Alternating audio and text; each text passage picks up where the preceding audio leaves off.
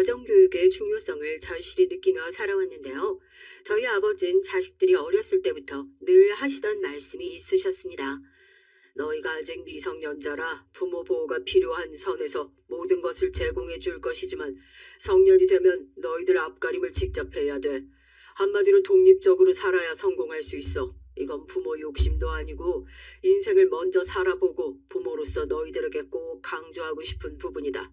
성년이 되면 지금처럼 뭐 해주세요, 뭐 필요해요가 아니라 모든 걸 스스로 개척하고 없으면 없는 대로 채우면서 살아야 하는 거야. 아버지 말 새겨들어라. 저희 아버지는 제가 중학생일 때부터 늘 독립적으로 살아갈 방법을 찾아야 한다고 강조하셨어요. 어린 나이엔 저 말이 와닿지 않았지만 제가 고등학생이 되면서 먼저 성년을 맞이한 형제들을 보니 실감이 나기 시작했죠. 언니도 오빠도 공부를 제법 잘하는 명석한 두뇌를 가진 형제들이었어요. 졸업과 동시에 대학 입학을 했고 등록금을 제외한 모든 것을 스스로 벌어 공부를 했습니다. 어떻게 보면 매정하게 보일 수 있지만 아버지의 가르침이 분명 있다는 것을 저희 형제들은 알았기에 군말 없이 따랐죠. 또 한편으로는 부모가 자식에게 모든 것을 제공해야 한다는 의무도 없으니 말이죠. 저희 집안은 아버지의 고정된 철학이 있을 뿐 굉장히 따뜻하고 화기애애한 분위기였습니다. 단 자식들이 독립적으로 잘 살아가려 노력할 때에 한해서 말이죠. 먼저 본인들의 삶을 개척하는 형제들을 보며 많은 생각이 들었어요. 막내인 저만 나이 터울이 있는 편이라 이미 졸업을 한 형제는 취업까지 했고 그 모습을 모두 고등학생 신분으로 지켜봤습니다. 하루는 서울서 대학을 다니던 친오빠가 집에 말도 없이 찾아와 아버지께 이런 말을 했어요. 아버지 어머니 이제 곧 졸업인데 졸업하고 바로 취업하기가 어려울 것 같아서 3개월만 저를 도와주실 수 없을까요? 아르바이트를 병행하면서 취업 자리를 구하자니 영 시간이 나질 않아서 이렇게 부탁드립니다. 적당한 생활비만 조금 도와주시면 좋을 것 같거든요. 어림없는 소리다. 더 큰 성인이 누구한테 생활비를 달라고 해? 더군다나 내가 쓸 생활비는 스스로 벌어야지. 왜 그걸 아버지한테 달라고 그래? 이런 모든 변수까지 다 책임지는 게 네 인생이고 앞가리 많은 거다. 살다 보면 지금 이 변수는 아무것도 아닐 정도로 큰 변수들이 찾아오는데 그럴 때마다 부모한테 찾아와 도와달라고 손 벌릴 거야? 너 스스로 알아서 해결하도록 해. 방법은 다양하다. 꼭 부모가 도와주는 것만이 방법이 아니야. 네, 아버지 저도 잘 알고 있습니다. 그런데 딱 3개월만 도와주실 수 있잖아요. 너무 힘들어서 그래요. 아버지는 너희들보다 더 굳은 상황에서도 어떻게든 살아냈다. 그래서 지금의 아버지 모습이 있는 거야. 겪었던 그 순간엔 죽을 것 같이 괴로워도 현명하게 스스로 해결하고 지나서 보니 아무것도 인생의 큰 발판이었어. 그러니 너희들도 부모한테 기대 버릇하지 말고 독립적으로 살 생각을 해. 솔직히 아버지가 도와주실 줄 알았습니다. 큰오빠는 공부에 뜻이 있던 사람이라 졸업 후 바로 서울에 있는 대학에 갔고 기숙생활을 하며 공부만 했어요. 졸업한 후 바로 취업이 어려웠던 것도 들어보니 조금 더 좋은 조건으로 가기 위해 신중했던 겁니다. 오라는 곳도 있었지만 말이죠. 졸업을 했기에 나와 살아야 했고 그간 아르바이트에서 모은 돈으로 자취집을 마련하느라 여윳돈이 한 푼도 없었어요. 딱 3개월이면 본인이 어느 정도 원하는 곳으로 취업할 수 있다 생각한 큰오빠는 그 3개월의 생활비만 도움을 청했을 뿐인데 단칼에 거절당했고요. 큰오빠는 이날 처음으로 제 앞에서 소리내어 울었습니다. 꼭 저렇게까지 하셔야 하냐고. 난 진짜 이해할 수가 없어. 뻔히 자취방 구하느라 돈 다 쓴 거 아시면서 그 3개월 생활비라 해봤자 내가 얼마나 쓰겠어. 부모고 자식인데 솔직히 그 정도는 해줄 수 있잖아. 내가 돈 벌기 시작하면 부모한테 손 벌릴 일 있겠어? 전혀 없지. 딱 3개월인데 그걸 또 안 해주시네 진짜. 그러게 나도 이건 아버지가 도와주실 줄 알았는데 오빠 괜찮아? 언니는 여윳돈 없다고 하지. 언니도 서울에서 자리 잡고 살기 빠듯하겠다. 그렇지? 어, 혹시나 싶어서 오기 전에 미리 연락해 봤는데 걔도 지금 지 먹고 살기 바쁜데 거기에 대고 돈 좀 3개월만 빌려달라고 하기도 뭐하더라고. 막내 너 봤지? 아버지 진짜 지독하신 분이다. 너도 잘 준비해. 물론 네가 성년이 되면 형제들이 다 자리 잡고 있어서 우리가 어느 정도 도와줄 수 있겠다마는 단단히 준비해. 아버지가 어렸을 때부터 줄곧 하시던 말씀이라 이해를 못하는 건 아니었습니다. 다만 정말 큰오빠가 힘든 상황인데 도와주실 수 있지 않을까 하는 마음이 들었죠. 한편으론 큰오빠의 말처럼 저도 성년이 된 후 상황을 단단히 준비해야겠다 싶었어요. 그 시절만 해도 지금처럼 자식들을 위해 부모가 대단히 헌신하진 않았습니다. 말에 모순이 있긴 하지만 자식들 먹여 살리겠노라 헌신하는 부모는 있어도 모든 것을 끝까지 다 해주진 않았어요. 물가에 내놓은 애 마냥 걱정은 하지만 어느 정도 키우고 나면 스스로 클 수 있도록 놔두는 분위기였습니다. 집안의 장남이나 유일한 아들인 경우에야 어화둥둥하며 다 해주던 부모는 있어도 말이죠. 특히나 저희 집은 부모가 해줄 수 있는 건 모두 다 해주긴 했어요. 형제들이 저렇게 공부에 뜻이 생길 수 있었던 것도 결국 부모님의 노력과 금전적인 도움이 필요했죠. 다만 모든 것을 해줬으니 성년이 된 이상 기대지 말고 스스로의 삶을 개척하라는 아버지의 뜻이 있었을 뿐입니다. 저희 아버지가 이렇게까지 강요를 하시는 것엔 그만한 이유가 있었어요. 아버지 유년 시절 친할아버지께서 그렇게 엄격하셨던 분이셨죠.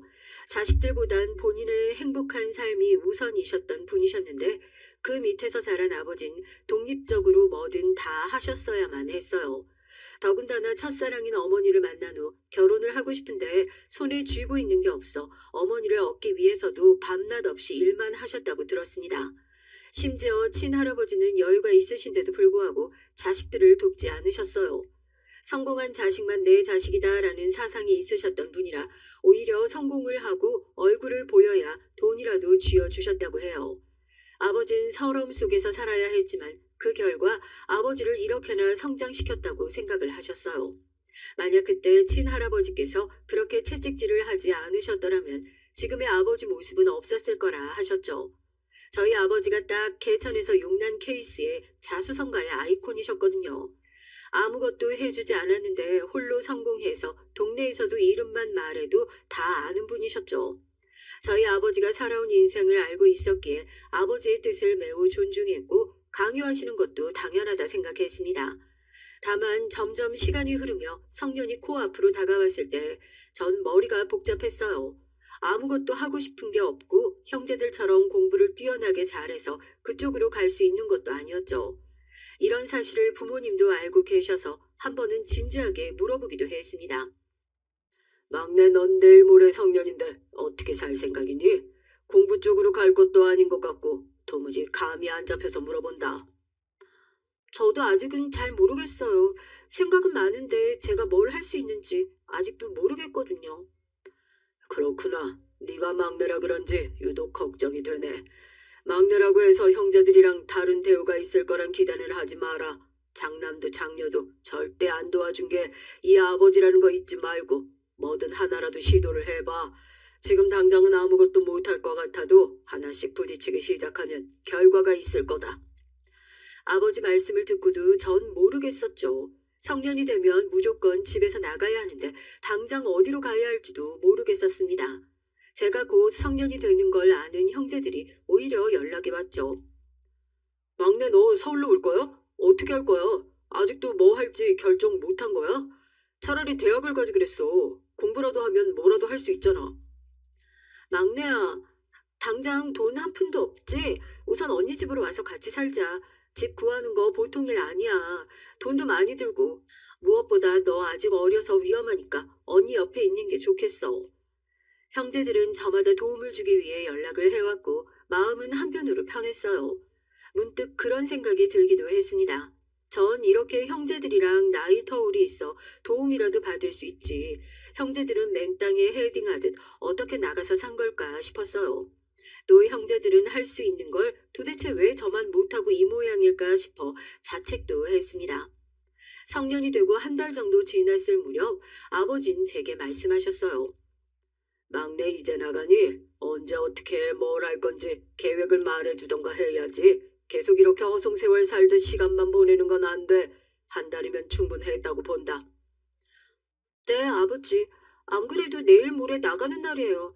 당장은 뭘 해야 할지 잘 모르겠지만 나가서 어떻게든 자리 잡고 연락할게요. 나름 당당하게 말을 내뱉으며 언니네 집으로 나왔지만 제 방황은 한 달이 아니라 무려 반개월 동안 이어졌습니다. 도무지 뭘 해야 할지 모르겠더라고요.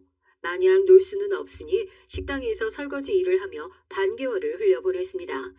이런 저를 보며 늘 도움을 주려던 형제들도 나무라기 시작했어요.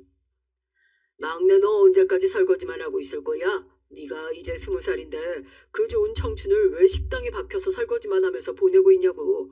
형제들이 이렇게 도와준다고 하면 뭐라도 해봐야 할 거 아니야. 안 그래? 우린 아무것도 없이 도움도 못 받고 여기까지 왔는데 막내 넌 해준다는데 도와준다는데도 왜 못하고 그러고 있어? 그래 막내야. 이건 오빠 말이 맞아. 우린 아무것도 없이 서로 사는 게 지옥이라 돕지도 못하고 여기까지 왔는데 넌 도대체 무슨 생각인 줄 모르겠다. 지금 네 나이에 설거지나 하고 있을 때가 아니잖아. 평생 남의 식당에서 설거지나 해주면서 살 거야? 정말 나도 답답해 미칠 노릇이야. 나도 뭐라도 하고 싶은데 정말 아무것도 모르겠는 걸 어떡해? 누군 좋아서 매일 설거지나 하고 있겠어? 허송세월 보내는 게 나도 아까우니까 그 시간에 일이라도 해서 돈이라도 모아두자 하는 마음으로 일하는 거지.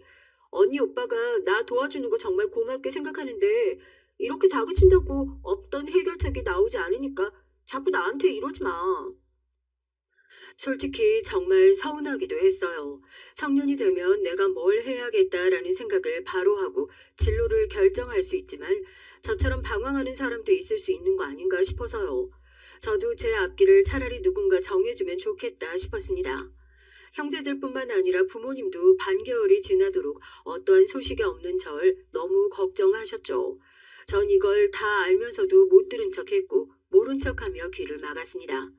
형제들이 자리 잡고 있는 서울 땅에 오신 적이 단 한 번도 없던 부모님이 어느 날 갑자기 기습 방문을 하셨어요. 이건 누가 봐도 자리 못 잡고 있는 막내를 보러 오신 거였죠. 아니나 다를까 일을 마치고 급히 집으로 가보니까 부모님과 형제들은 굳은 표정으로 앉아 있었습니다. 어떤 말이 나올지 너무 뻔해서 정말 듣기가 싫었어요. 그래, 너희가 이렇게 사는구나. 둘째가 이렇게 꾸리기까지 고생 참 많이 했겠다. 대견하다. 힘든 거 있으면 아버지한테 말하도록 하고 막내는 왜 여태 아무런 소식이 없니? 결국 부모가 오게끔 만드는구나. 아직 자리 못 잡았어요. 저한테 시간을 좀 주세요.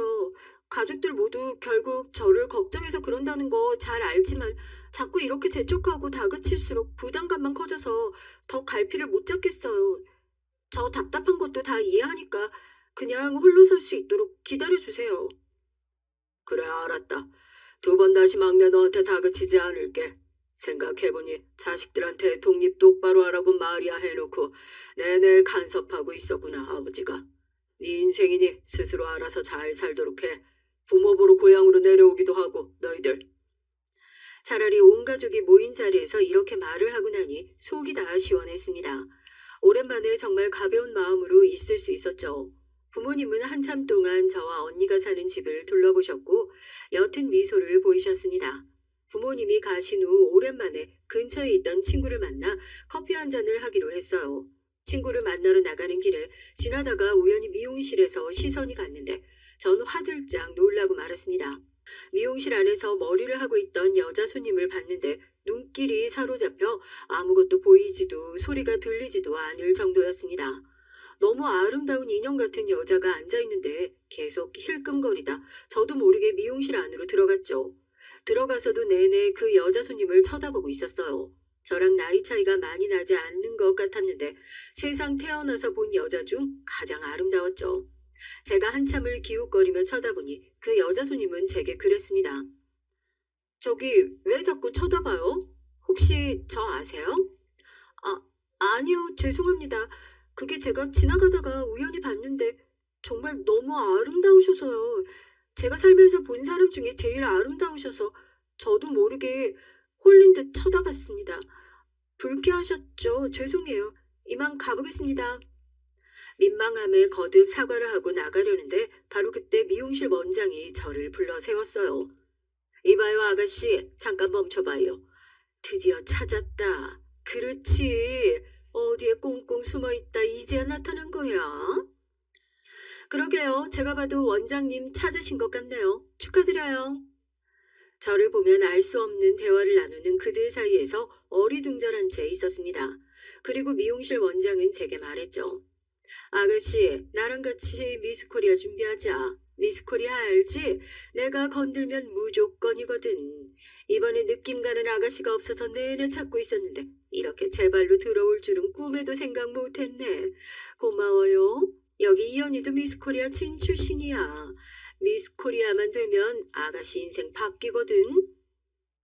제가 미스 코리아를요? 저렇게 아름다우신 분들이 나가는 거지. 전 너무 평범해서 자격 미달일 텐데 어떻게 나가요? 본인이 얼마나 보석인 줄 몰랐구나.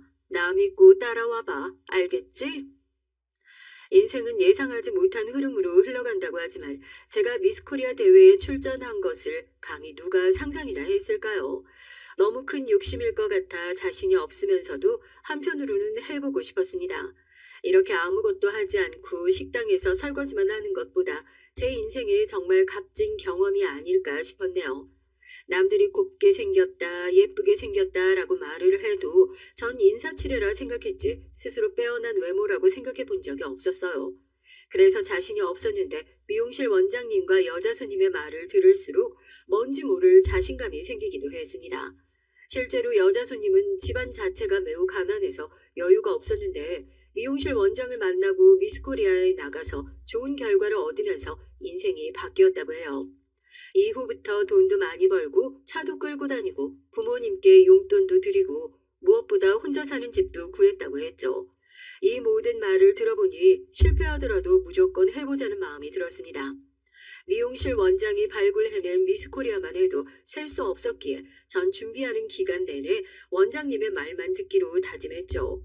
그렇게 준비하게 된 미스코리아는 과정 자체가 정말 힘들긴 했어요. 대회 출전을 하기 위해선 신체 관리가 매우 중요했는데요.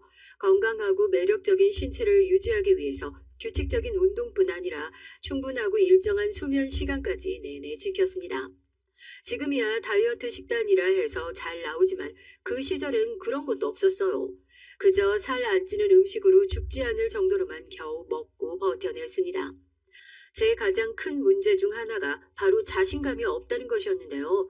미스 코리아는 대회를 준비하는 동안 내면적 성장과 마음가짐도 아주 중요했습니다. 자신감을 키우고 긍정적인 태도와 표정을 유지하는 연습도 쉴 새 없이 했어요. 이런 제 모습이 결국 대회 당일날 많은 점수를 받을 이유가 될 것이었기에 원래 그랬던 것처럼 모든 것을 흡수해야 했죠. 신체 관리와 내면 관리에 신경을 쓰면서 끝으로 무대 매너와 워킹 연습에도 많은 시간을 투자했습니다. 주목을 받으며 걸어가야 하는 큰 무대에서 모두가 제게 시선을 집중할 수 있도록 해야 했거든요. 제 몸매가 돋보이며 자신감을 표출할 수 있는 워킹 연습을 높은 하이힐을 신고 내내 했어요. 미용실 원장님의 특훈을 받으며 말이죠. 볼펜을 입에 불고 미소를 지으며 워킹을 하며 이때 허리 라인과 엉덩이 라인을 살리고 배에 힘은 꽉 주며 최대한 자연스럽게 워킹할 수 있도록 하루에 수백 번, 수천 번도 더 워킹했습니다. 또한 워킹의 끝에는 무대에서 보여질 자연스럽고 여유로우면서 아름다운 표정이 필요했어요. 표정 연습을 하는 것도 쉽지 않았죠. 모두가 절 주목하는 그 짧은 순간에 전 관객들과 심사위원들에게 강한 저만의 인상을 남길 수 있어야 했는데요. 미용실 원장님의 지시에 따라 다양한 표정을 취하며 연습을 했습니다. 어느 정도 기본적인 부분 연습을 모두 완료하면 이젠 다른 연습들을 해야 했죠. 미스코리아라고 해서 외모만 보는 것이 아니라 지적 능력과 언변 능력도 보며 중요한 심사 요소 중 하나였습니다. 다양한 주제에 대해 자신의 생각을 논리적으로 잘 표현할 수 있는 능력이 필요해 미용실 원장님이 돌발 질문을 하면 전 여유롭게 답변을 하는 연습을 이어갔어요. 이렇게 연습을 하다 보니 이른 오전부터 새벽까지 하는 날도 많았습니다. 뭐라도 하고 있다는 것에 너무 행복했지만 부끄러움에 가족들에게 말하지 못해서 결국 오해를 사기도 했죠. 너 도대체 요즘 뭐 하고 다니는 거야? 아르바이트 끝나고도 남을 시간인데 지금 집에 들어와? 그리고 꼭두 새벽부터 나가질 않나? 너 뭐 하는 거냐고? 자꾸 이렇게 힘들게 할래? 일하는 거 시간 늘려서 그래. 사람 하나 더 구한다는 거 그냥 내가 하겠다고 했어. 그게 지금 말이야? 너 진짜 뭐 거기에 뼈 묻고 설거지만 하면서 살 거야? 일을 줄이고 제대로 된 일자리를 알아봐야지. 뭐 하는 거야, 정말. 언니가 걱정하는 거 다 아는데 저번에 아버지랑 우리 얘기했잖아. 나 좀 그냥 냅둬줘, 제발. 미스 코리아 준비를 한다고 솔직하게 말할까 싶다가도 확실히 된 것도 아닌데 설레발치기 싫었습니다. 이런 제 마음이 결국 오해를 사고 말았죠.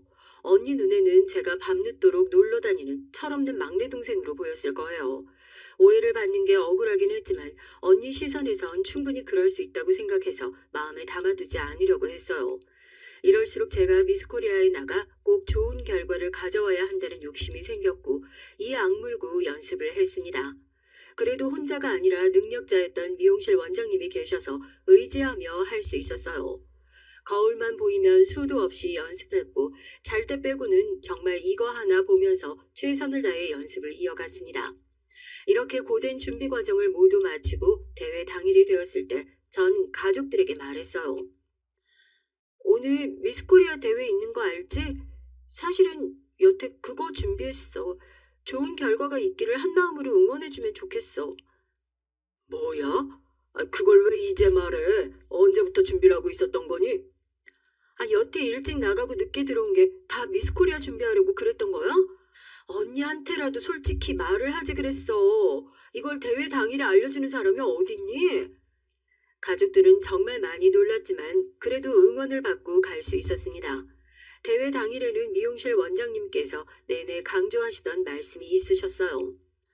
자, 우리 여태 정말 준비 잘했잖아. 그렇지? 긴장은 티를 내선 안 돼. 무조건 자신감 갖고 무대에 올라야 하는 거야. 너의 그 여유로운 마음가짐이 얼굴 표정에 티가 날 거고 그게 바로 네 매력으로 보일 거야. 알겠어? 그동안 노력한 게 있으니까 네 자신을 믿고 자유롭게 무대에서 날아봐. 온몸에 딱 힘주는 거 잊지 말고 특히 배에 힘 빡. 알겠지? 네, 원장님. 이상하게 엄청 떨릴 줄 알았는데 괜찮아요. 오히려 평소보다 더 미소도 나오네요. 저 진짜 제대로 보여주고 즐기고 올게요. 걱정 마세요. 대회 당일날만 떠올리면 덜덜 떨렸었는데 신기하게도 당일에는 떨리지 않고 그저 신이 났습니다. 함께 출전하는 참가자들을 보며 너무 떨어서 눈물까지 흘리는 경우도 있었는데 전 그 사이에서 웃고 있었거든요. 그래도 너무 들떠서 실수하지 않도록 무대에 오르기 전까지 심호흡을 충분히 해주고 마음을 가라앉히는 것에 집중했습니다.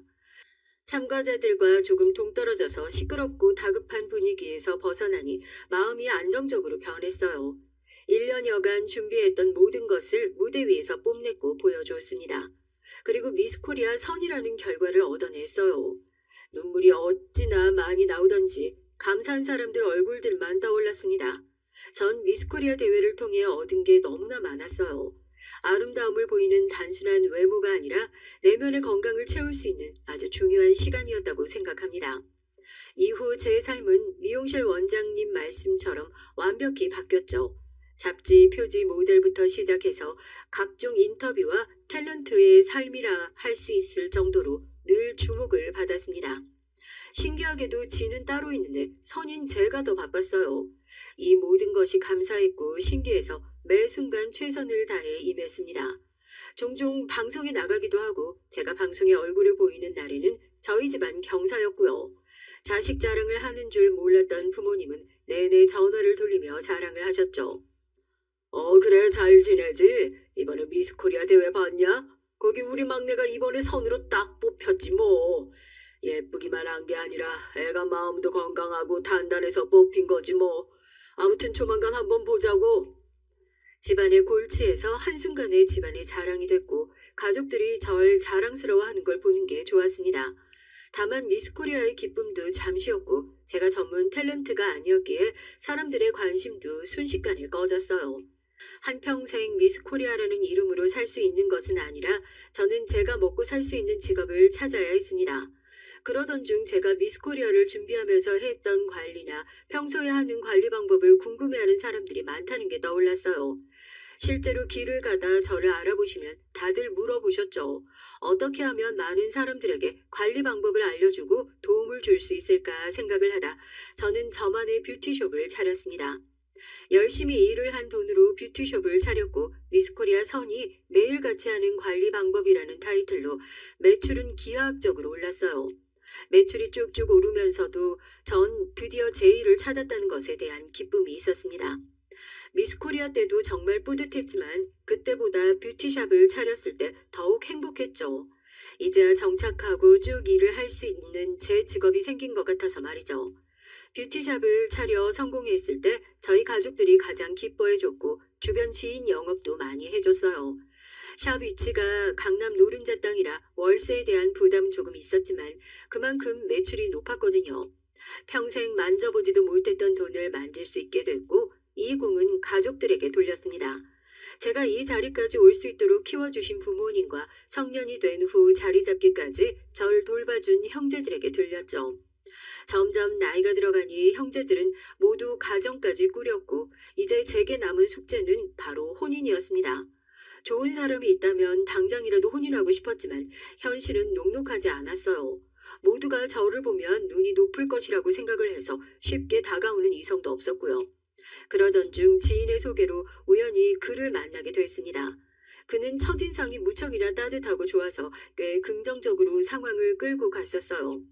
한참 그와 대화를 나누던 중 직업 얘기가 나왔습니다. 전 의사예요. 의사 집안 출신이라 아버지와 함께 한 병원에서 근무하고 있어요. 아, 그러시구나. 대단하시네요. 전 작은 뷰티샵에서 일하고 있어요. 의사라는 말을 듣고 전 애진작에 이 자리는 물 건너갔다고 생각했죠. 그리고 뷰티샵 원장이라고 말하면 너무 자랑하는 것 같아 겸손하게 일을 하고 있다고 표현했죠. 제가 의사라는 말을 듣고 마음이 식어버린 것은 의사 집안 아들의 대를 이어 한 병원에서 부자가 근무를 하고 있다는 건 정말 잘 사는 집안임이 틀림없었죠. 그것도 강남에 있는 병원이었으니 분명 저 부자 집안에서 저를 싫어하실 게 보였습니다. 그래서 애초에 상처받을 거고 이뤄지기 어려운 관계라면 더 진전이 없기를 바랐어요. 마음조차 주지 않았고 대충 자리에서 대화를 나누다 먼저 일어섰습니다. 그런데 그날 이후 내내 그는 연락을 하며 끝없는 구애를 펼쳤어요. 혹시 제가 마음에 안 들어서 그러시는 건가요? 전 저희가 좋은 관계로 충분히 발전할 수 있다고 생각을 하는데 저한테 기회를 주실 수 없을까요? 전 보자마자 첫눈에 반했거든요. 그래서 어떻게든 마음을 돌리려고 해요. 제가 좀 솔직한 편이라 솔직하게 말할게요. 강남 병원에 대를 이어 부자가 한 병원에서 일을 하는 의사다라는 말을 듣고 쉽게 다가갈 수 있는 여자가 몇이나 있을까요? 안 봐도 얼마나 대단한 집안인지 알겠는데 저희 집안은 못 따라가요. 그렇다고 부족한 집안도 아니고 흠잡을 거 하나 없는 저희 집안이 괜히 비교당하는 건 원치 않습니다. 끝이 보여서 애초에 시작조차 안 하는 게 좋을 것 같으니까 서로 시간 낭비 그만하시죠. 제가 싫은 게 아니잖아요. 그럼 저한테 기회를 주셔야죠. 저희 집 그렇게 대단한 집 아닙니다. 그리고 저희만 좋다면 뭐가 문제겠어요. 제가 의사라고 해서 달라질 것도 없고 무엇보다 중요한 건 제 마음 아닐까요? 다른 거 말고 제 마음만 봐주세요. 그는 제 거절에도 끝없는 구애를 펼쳤고 결국 넘어가 버렸습니다. 그와의 연애는 안정적으로 보호를 받고 있다는 느낌이 많이 들었던 연애였죠. 그와 만나면 만날수록 함께하는 미래를 그리기 시작했습니다. 서로 자리도 안정적으로 잡은 상황이었고 저희가 결혼해서 함께 산다면 충분히 풍족하게 살 수 있을 거라 생각했어요. 연애에서 결혼으로 마음이 기울었을 때 정식으로 프로포즈를 받게 됐습니다. 이런 마음까지 같았다는 게 신기하면서도 정말 우리는 인연이라는 생각이 들었죠. 참 선하고 착한 사람, 든든한 이 사람이 내 평생의 배우자가 된다는 것이 전 그저 기뻤습니다. 프로포즈를 승낙하고 그와 처음으로 예비시댁에 인사를 가게 됐어요. 이전부터 의리의리한 집안이라는 인식이 있어서 그런지 왠지 너무나 떨렸습니다. 그렇게 들어선 예비시댁은 제가 상상한 것만큼 참 대단한 집이었죠. 집안 내부가 보이지도 않는 높은 담벼락에 큰 대문이 있었고 들어서니 푸릇한 잔디와 나무들이 가득한 마당이 보였죠. 총 2층으로 지어진 전원주택에 살고 있었습니다. 집 안으로 들어가 그의 옆에 서서 밝게 웃으며 인사를 드렸는데 영 표정이 좋지 않으셨어요. 민망함에 쭈뼛거리고 있을 때 그가 자연스레 주방으로 안내를 해줬고 모두 식탁에 앉았죠. 시계 초침 소리가 들릴 정도로 아주 고요한 밥상 앞에서 전 어떠한 말도 꺼낼 수 없었고 제가 예상한 대로 저를 탐탁치 않아 하시는구나 싶었습니다. 그럼에도 처음과 달리 그를 너무 사랑했기에 반대를 무릅쓰고 결혼을 하고 싶어 제가 노력하기로 했어요. 이렇게 초대해 주셔서 감사합니다. 제가 이 사람에 비해 많이 부족하지만 저희 각자 자리에서 최선을 다하고 있기에 잘 살 수 있어요. 결혼을 허락해 주시면. 제 말이 끝나기도 전에 예비 시어머니는 언성을 높이시며 말씀하셨어요. 어디 남의 집 귀한 아들을 고작 그 몸뚱아리로 꼬시려 들어? 내가 하도 어이가 없어서 너 같은 불려시 떼내려고 불렀다. 내 의사 아들을 그 몸뚱아리로 꼬시니 좋디? 천박한 것 같으니라고. 실제로 보니 산티도 이런 산티가 없네. 딱 네 몸 굴리는 수준이랑 생긴 거랑 알맞는구나. 너 같은 거 우리 집 식구로 들일 생각 없으니 내 집에서 당장 나가고 내 의사 아들 옆에서 떨어져. 이 시간 이후로 내 아들 옆에 있는 거 내 눈에 보이면 너희 집 박살 낼 줄 알아. 너무 많이 놀랐습니다. 살면서 천박하다는 말도 몸으로 이성을 꼬셨다는 말도 모두 처음 들어봤고 전 그렇게 살지 않았죠. 저런 말을 들을 정도로 제가 잘못한 것도 없고 잘못 살아온 것도 없어서 정말 서러웠습니다. 눈물이 눈앞을 가렸지만 전 입술을 꽉 깨물고 끝까지 참아냈어요. 감정을 최대한 추스르고 입을 열었죠. 대단한 의사 집안 아들 같아서 제가 이 사람한테 죽어도 만나기 싫다고 했거든요. 그런데 며칠 내내 찾아와서 애원하고 빌고 빌어서 만난 거예요. 아들이 의사인 것만 알지 아들에 대해서 잘 모르시나 보네요. 그리고 미스코리아라고 해서 몸뚱아리로 남자 안 꼬십니다. 제가 뭐가 부족해서 몸뚱아리로 남자를 꼬시고 유혹하겠어요? 저는 저 자체로도 빛나는 사람인걸요. 오늘 이렇게 말씀해 주셔서 너무 감사해요. 하마터면 이런 인성 바닥인 집안에 제가 며느리식이나 될 뻔했지 뭐예요. 봐서 알겠지만 난 이런 인성 갖춘 부모도 싫고 그 부모의 자식인 당신도 싫어. 우리 헤어진 거니까 찾아오거나 매달리지 말아줘. 그럼 이만 실례하겠습니다. 차려주신 저녁 맛있게 드세요. 저게 어디서 감히 너 우리 집안이 어떤 집안인 줄 알고 입 놀리는 거야? 네가 이렇게 가면 끝일 줄 알았어? 너 내가 가만히 두나 봐라. 집안 하시니 반대로 물을게요. 저희 집안은 어떤 집안인 줄 알고 그러세요? 딱 여기까지 하고 끝내려고 했는데 열받아서 그렇게는 못 넘어가겠네요. 단 하나도 걸리지 않을 자신 있으셔야 할 겁니다. 그렇게 시원하게 다 내뱉고 나왔지만 다리가 후들후들 떨려 주저앉아 오열을 했어요. 그가 혹시라도 저를 쫓아 나오면 어떻게 매몰차게 보내고 정리를 하지 고민을 했던 제가 바보 같은 순간이었죠. 그는 끝까지 나오지 않았습니다. 결혼까지 결심했던 사람과 한순간에 예상치 못한 이별을 맞이하고 전 많이 힘들었어요. 말을 저렇게 했지만 저들과 더 엮이고 싶지 않아서 아무것도 하지 않고 있었습니다. 그래도 일은 해야 하기에 집과 샵만 왔다 갔다 하며 살았죠. 그러던 어느 날 상담을 하고 있던 중 밖이 너무 소란스러워서 나가보니 예비 시어머니가 고래고래 소리를 지르고 계셨어요. 여기 숨어 있었구나. 너 내가 경고했지? 그렇게 가버린다고 끝이 아니라고. 너 가만 안 둘 거라고. 박살낸다고 내가 말했지. 네 윗대가리 사장 나오라 그래. 당장. 그 사장이 전데요. 교양 없이 뭐 하세요? 남의 영업장에서 이렇게 행패 부리면 경찰에 연행됩니다. 그쪽이랑 할 말 없으니 제 가게에서 나가세요. 왜 왔는지도 모르겠지만 갑자기 쳐들어와서 샵에서 행패를 부리니 난감했습니다. 하필 단골 손님들이 다 있는 시간에 와서 그러셨죠. 내쫓으려는 저와 나가지 않고 난리를 치는 예비 시어머니와 난리도 아니었어요. 한참을 그렇게 실랑이를 하다 결국 제 머리채까지 잡으셨죠. 이 몸뚱아리로 내 의사들 꼬신 불려시야. 너는 여기서 이렇게 돈 벌고 하하호호하고 있을 때야? 넌 망해야 돼. 너 같은 천박한 것들은 망해야 된다고. 이거 놓으세요. 어딜 찾아와서 행패를 부리고 있습니까 지금. 정말 눈 뜨고 봐줄 수가 없네.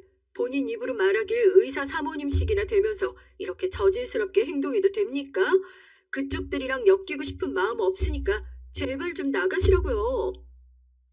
이봐요, 여기 손님들. 이 원장이라는 여자가 순진한 내 의사들 몸뚱이로 꼬셔서 결혼하겠다고 우리 집에 찾아와 놓고 예비 시부모에게 쌍욕을 퍼붓고 갔어요. 우리 집은 풍비박산 만들어 놓고 아무렇지 않게 살아가고 있는 걸 내가 눈뜨고 어떻게 보겠습니까? 안 그래요? 이런 천박한 더러운 것들을 망해야죠. 없는 말까지 지어내며 저를 모함하게 전 경찰을 불러 끌어내고 경찰서에서 그가 찾아왔죠. 적어도 저를 보며 사과를 할 줄 알았는데 저를 모르는 척 쌩하니 지나쳤습니다. 어머니 뭐하러 저 여자를 찾아가셨어요? 이제 안 만날 거라고 제가 말씀드렸잖아요. 저도 저렇게 몰상식한 여자인 줄 몰랐으니까요. 그날 어머니께 하는 행동 보고 정내미가 떨어져서 만나라 해도 못 만나니까 걱정 마시고 앞으로 저 여자랑 엮이지 마세요. 저는 순간 제 귀를 의심했어요. 그날 이후 전 이별의 아픔과 괴로움 그리고 예비 시어머니에게 들은 폭언으로 상처받아 힘든 나날을 보냈죠. 같은 마음으로 시간을 보내고 있을 거라 확신했던 그는 저와는 다른 마음에 되려 저를 탓하고 있다는 것에 충격을 받았습니다. 그럼에도 전 마지막으로 확실하게 확인하고 싶었어요. 당신 지금 한 말들 모두 진심이야? 진심이야. 내 어머니한테 두 번 다시 무리하게 굴지 마.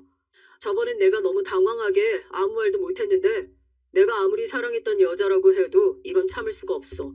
솔직히 까놓고 말해서 당신 집안이 우리 집보다 뒤처지는 건 사실 아니야? 그래서 처음에 나 밀어낸 것도 맞잖아. 내가 집안 수준이 어떤지까지는 안 물어봤는데 본인이 그렇게 자처해서 깔 정도면 수준 안 봐도 뻔하지 뭐. 훌륭하신 내 부모 욕하지 말고 그 시간에 부족한 당신 부모나 원망이나 하면서 살아. 내가 너무 늦게 말했네. 우리 아버지 검사야. 과거의 당신?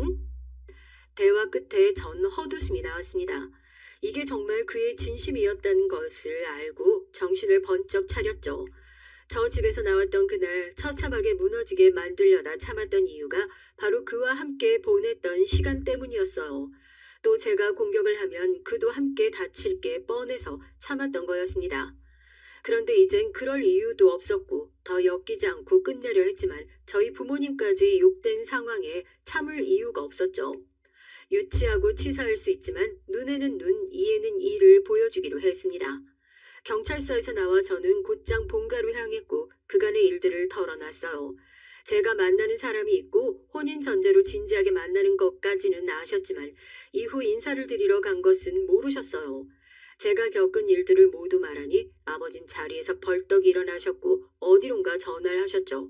그리고 제게 그러셨습니다. 막내야, 이건 도와달라고 할 게 아니라 당연히 이 애비가 해줘야 하는 일이다. 애가 검사인데 왜 엄한 곳에서 그런 취급을 받고 있었어? 그 집안 병원 먼지 하나 보이지 않을 정도로 탈탈 털어줄 테니 걱정하지 마. 아버지 이런 꼴로 찾아와서 죄송해요. 정말 하나도 남김없이 다 털어주세요. 제가 듣기론 버는 거에 비해 재산이 너무 많다고 들었어요. 분명 비리가 있을 거니까 꼭 잡아주세요. 처참하게 만들어주세요. 병원 운영을 투명하게 했으면 좋았겠지만 그러지 않았어요. 병원장으로 예비 시아버지가 계셨고 그 아래 원장으로 그가 있었는데 비리와 횡령 등 소문은 파다했죠. 제게도 의사인 동창이 있어서 그 사실을 전해 들을 수 있었습니다. 제가 그 사람과 만나는 걸 알고 조심스레 해줬던 말이 있었거든요. 네가 행복해 보여서 너무 다행이긴 한데 오지랖이라 말하지 않을까 하다가 혹시 몰라서 말하려고 해. 그 병원 동료 의사들 사이에서 악명이 높은 곳이야. 내 동기도 거기서 일하다 나왔는데 병원장의 그 아들 원장 둘이서 병원 돈 횡령하고 비자금도 만들기로 유명하다고. 의사들의 직원들까지 월급도 제대로 안 주고 말 같지도 않은 이유로 급여 밀리기도 하고. 아무튼 나만 알고 있긴 찝찝해서 말했어. 그래? 오지랖 아니야. 나 걱정해주는 말인데 뭐 고마워. 나도 조심할게. 잘 알아보도록 할게. 동창의 말을 듣고 전 이미 어느 정도 짐작은 하고 있었어요. 그럼에도 결혼을 강행했던 것은 그의 말 때문이었죠. 그는 아버지의 운영 방식이 마음에 들지 않아서 곧 따로 나와 개원을 할 거라고 했습니다. 이 말을 듣고 전 예비 시아버지의 독단적인 행동이라고 확신했고 그가 개원을 할 때 도와줘야겠다고 생각을 했어요.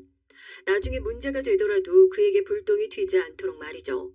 알고 있는 것들이 있어서 제 아버지께 부탁을 할 때 수월했습니다. 물론 어디까지나 서로 들은 말을 전한 거라 확실한 건 하나도 없어서 약간은 불안하기도 했어요. 그렇게 아버지의 힘을 빌려 그 병원 조사를 하던 중 결과가 나왔습니다. 정말 소문처럼 비자금을 만들고 병원 돈 횡령에 심지어 의료 약물을 제대로 사용하지 않는 정황이 나왔죠.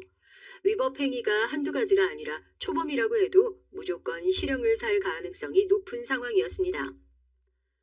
저것들 병원에 있는 손만 건드린 게 아니라 약물도 불법적으로 사용하고 이거 무조건 실형 갈 것 같다. 아버지가 사건 맡을 수가 없어서 아끼는 후배한테 부탁했으니 괜찮을 거야. 그리고 지금 아버지랑 경찰서 가서 그것들 얼굴 좀 보자. 전 아버지와 함께 경찰서로 향했고 많이 불안해 보이며 처참해진 그와 그의 아버지를 발견했어요. 저희를 보자마자 그들은 씩씩거렸습니다. 야, 이게 네 짓이야? 네 아버지가 진짜 검사였단 말이야? 너 그럼 나한테 여태 왜 속였어? 너 이거 사기 아니야? 우릴 이렇게 만들고도 네가 무사할 것 같냐? 어디서 감히 내 딸한테 그딴 말을 해? 아직도 정신 못 차렸구만. 여기 지금 다들 뭐하고 있나? 이렇게 날뛰고 욕을 퍼붓는데 가둬버려야지. 저러다 갑자기 튀어와서 사고라도 나면 다들 책임질 수 있어? 아버지의 말에 즉시 그들은 구치장에 가둬졌고 그 아래서 씩씩거리며 대화를 했죠.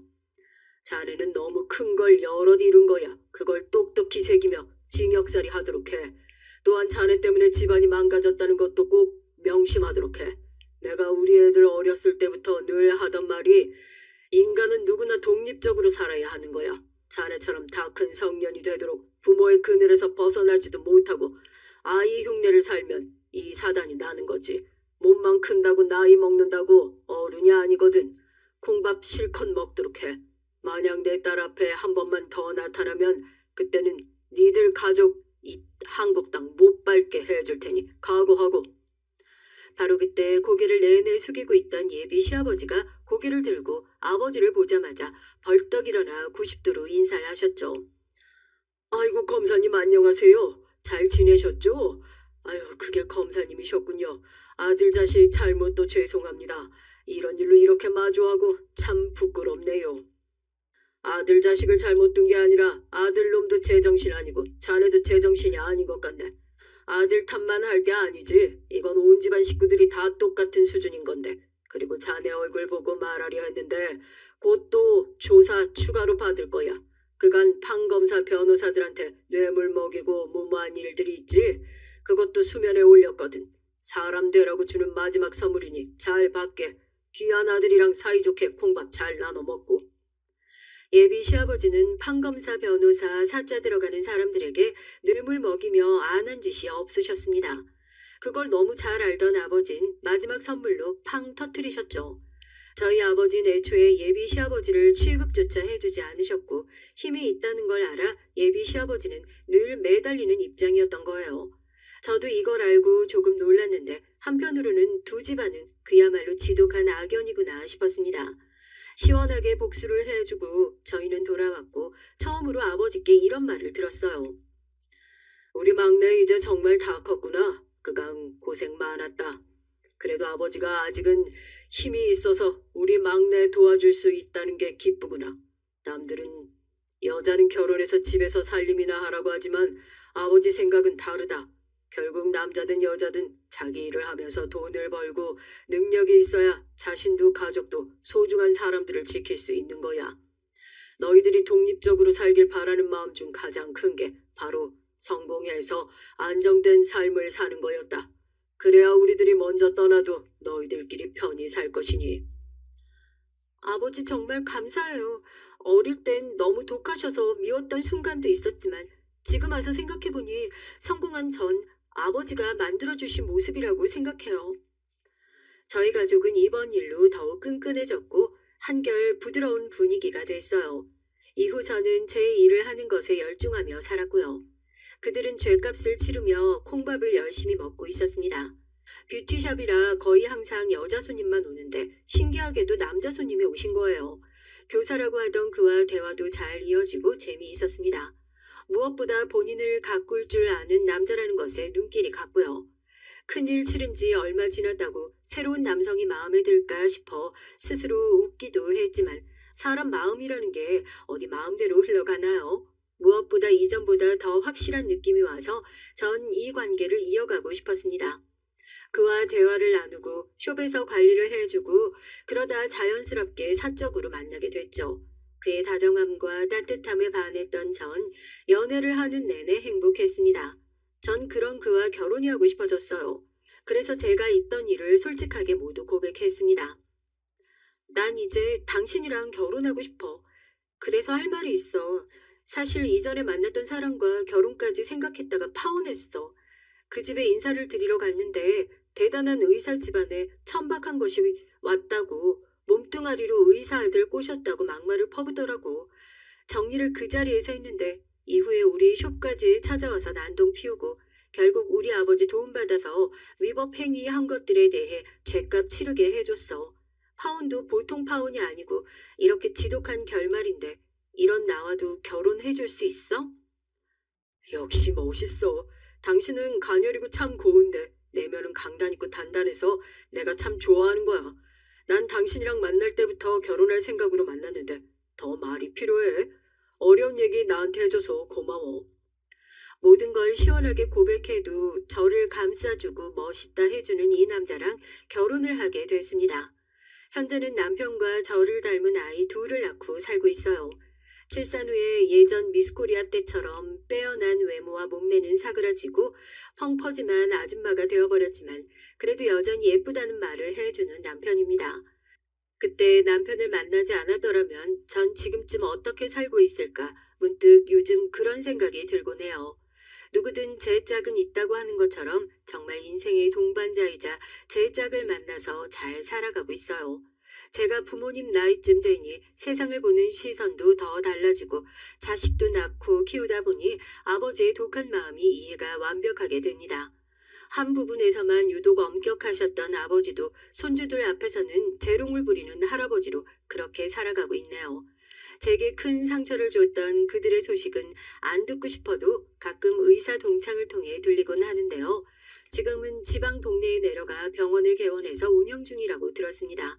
그런데 거기서도 의료사고인지 환자들 컴플레인이 끊이지 않고 있어서 한 달이 넘도록 운영을 안 하고 있다고 하더라고요. 그렇게 대단한 집안이고 부잣집이라고 내세우던 그들의 한순간에 폭삭 망했다는 게 솔직히 통쾌하기도 합니다.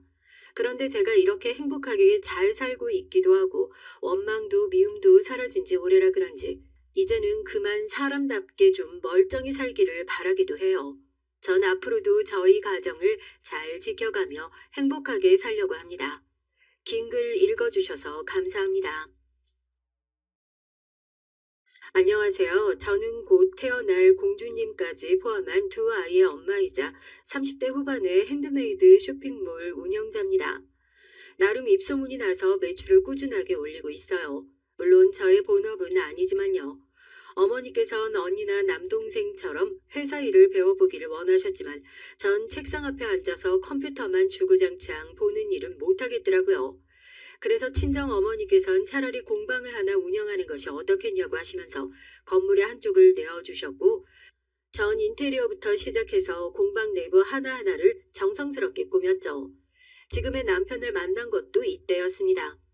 남편은 실내 인테리어를 전문적으로 하는 디자이너로 저의 공방을 책임져 주었죠.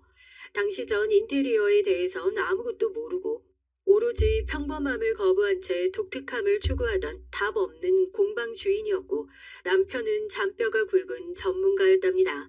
당연히 실랑이가 생기고 저는 왜 안 되냐고 따지고 남편은 불가능한 것을 왜 자꾸 얘기를 하느냐고 답답해하고 지금 생각해보면 남편이 보살이나 다름 없었지 않나 싶어요. 진상 고객을 끝까지 참아주고 가능한 범위 안에서 해결책을 제시해 주었거든요. 그렇게 만난 것이 인연이 되어 남편과 전 그 이후에도 의외의 장소에서 자주 부딪히게 됐답니다. 핸드메이드 관련 이벤트와 마켓에서 말이죠. 자꾸 보면 정든다고 그렇게 마주치다 보니 같이 밥 먹고 영화도 보고 유명 전시회도 가고 멀리 바람도 쐬러 다녀오고 그렇게 저희는 연애를 시작했죠. 물론 시작부터 쉽지는 않았습니다. 친정 어머니가 아주 기를 쓰고 말리셨거든요.